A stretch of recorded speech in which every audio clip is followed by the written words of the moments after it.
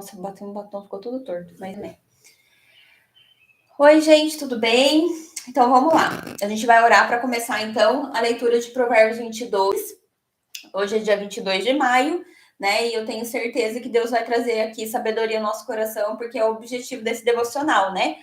Trazer sabedoria de provérbios para a nossa gestação, para o parto, para o pós-parto, puerpério, família, a vida, decisões, né? Inclusive até para quem está buscando engravidar. Então, vamos orar. Meu Pai, meu Paizinho, eu te agradeço, Senhor, por mais esse dia, por mais um dia, Senhor, na sua presença, por mais uma vez, pela tua misericórdia, Senhor. O Senhor nos dá mais um dia de vida. Deus, hoje nós vamos ler Provérbios 22. E eu sei, Deus, que o Senhor vai falar aos nossos corações. Eu tenho falado em todos os devocionais que a tua palavra é suficiente, Pai. Se eu não tiver nada de mim aqui para trazer, ainda assim será suficiente, porque a tua palavra, Deus, ela é verdadeira. Ela é transformadora, Pai. Ela muda a nossa história. E que a gente possa zelar, Pai, amar, temer a sua palavra, Deus. Que a gente possa memorizar a palavra, Senhor, porque nós nem sabemos quanto tempo nós poderemos ter esse livro nas nossas mãos. E que o Senhor possa nos dar esse amor, esse zelo pela palavra, entendendo que ela é, Senhor, a tua boca falando conosco. É a tua profecia, Pai, é a tua revelação para as nossas vidas, é o nosso guia. Em Provérbios fala isso em todos os capítulos, que quem tem sabedoria trilha o caminho da vida e o tolo trilha o caminho da morte.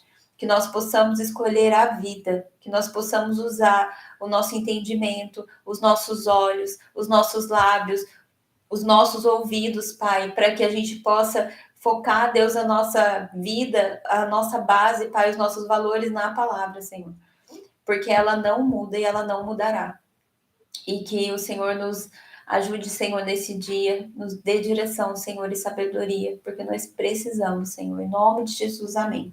Então, bora lá, gente. Provérbios 22, 1. Mais vale a escolha de um bom nome do que grandes riquezas.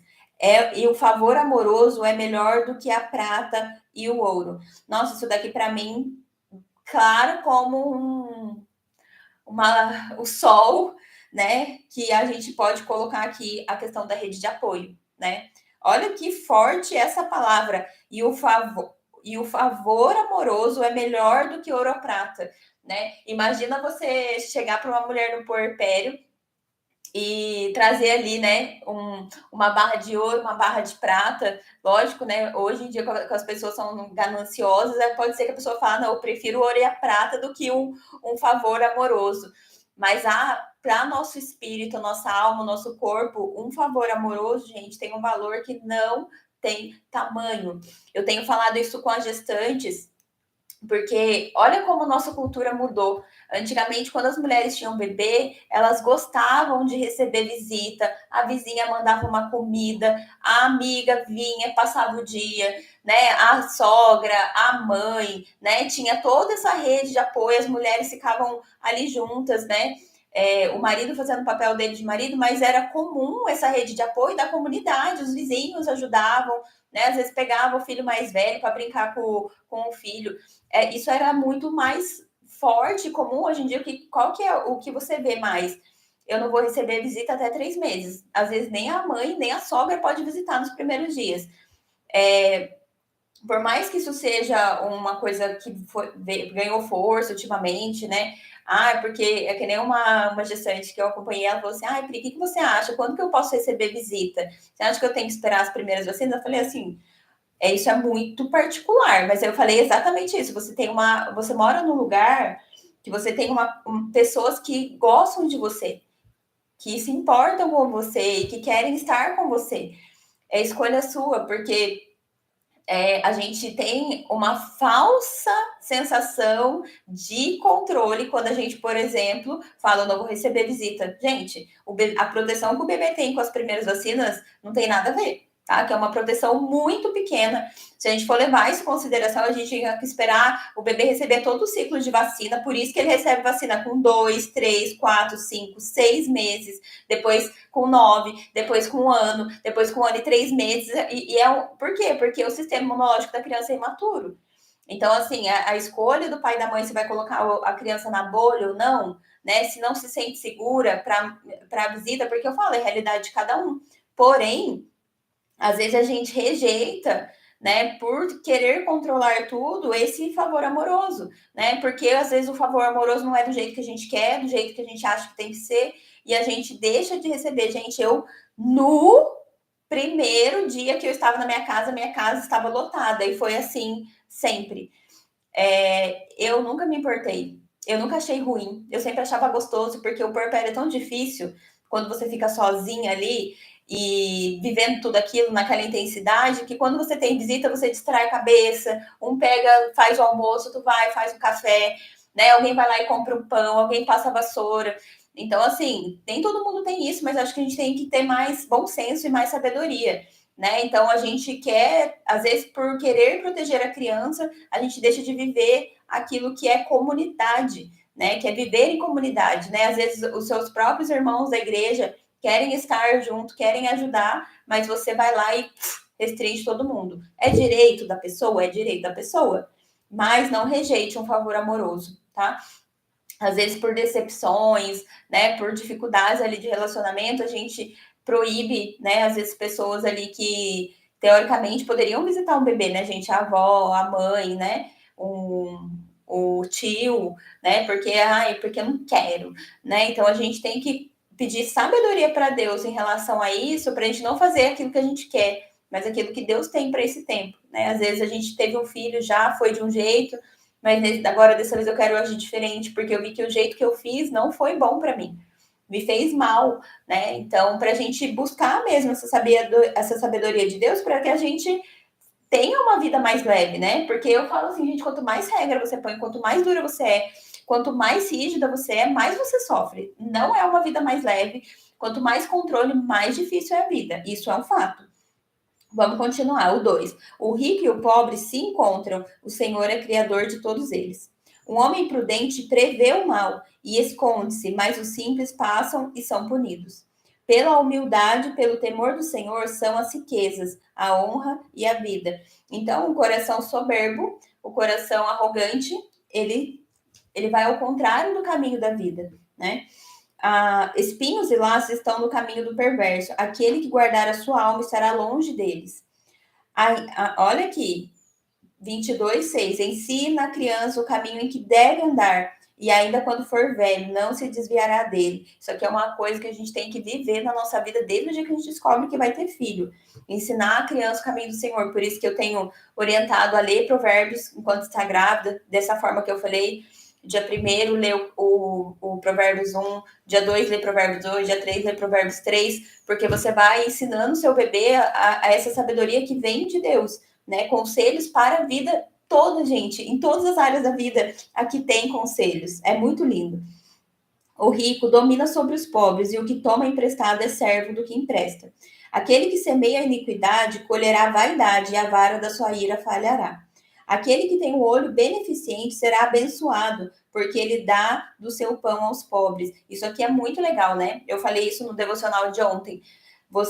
Deus mandou a gente cuidar dos pobres, ajudar os pobres, não de pessoas negligentes, tá? Por isso que a gente tem que ter sabedoria quando a gente lê a palavra, porque muitas vezes muitas pessoas justificam isso como uma forma de basear, por exemplo, a ideologia do socialismo, tá, gente? Mas Deus falou para a gente cuidar dos pobres, dos órfãos e das viúvas, mas não de pessoas negligentes, tá? O que é pessoa negligente? A pessoa que tá preso, a pessoa que não quer saber de trabalhar, a pessoa que não procura melhorar a vida e fica sendo sustentada por programas, né, e tudo mais. Então a gente tem que ter sabedoria até em quem a gente vai ajudar, porque é isso que Deus manda, a gente ajudar os pobres, as viúvas e os órfãos. E isso é muito importante, porque isso traz frutos de bênção para as nossas vidas, porque é uma ordenança de Deus, não é opcional. Lança fora o escarnecedor, e a contenda sairá. Sim, cessarão a luta e a vergonha. Por isso que lá em Salmos 1 fala: não se sente na mesa dos escarnecedores. A escarnecedores, gente, são aquelas pessoas que zombam de tudo que é sagrado, de tudo que é de Deus, tá? Então, tem gente que pensa assim, escarnecedor é você sentar na mesa daqueles que estão bebendo álcool e vinho, né? Ou da família, né, briguenta, não tem nada a ver com isso. O escarnecedor é pessoas que zombam de Deus, que zombam daquilo que é sagrado. E a gente não pode, nessa mesa, a gente não pode sentar, tá? Aquele que ama a pureza de coração, por causa da graça de seus lábios, será amigo do rei, do rei. Então, a pureza de coração, olha só, a graça dos seus lábios, né? Eu penso, e aqui fala muito no Provérbios 21 anterior, ele fala assim: quem guarda sua boca, sua língua, guarda sua alma de problemas, né? Então, a nossa língua, os nossos lábios, eles devem exalar a graça de Deus, né? Eles devem ser graciosos, eles devem ser doces. Os olhos do Senhor preservam o conhecimento e ele derruba as palavras do transgressor. O homem preguiçoso diz: há um leão lá fora, serei mortos nas ruas. A boca da mulher estranha é uma cova profunda. Aquele que for abominado pelo Senhor cairá nela.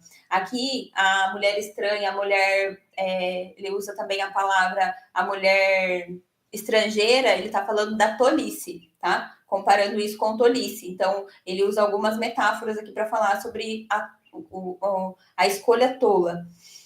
A tolice está ligada ao coração da criança, mas a vara da correção a afastará dela. Né? Então, a tolice, quando a criança, por exemplo, enfia o dedo na tomada, né? Quando ela bate na cara do pai e da mãe, né? Então, por que ela faz isso? Porque ela não tem a sabedoria, ela está aprendendo.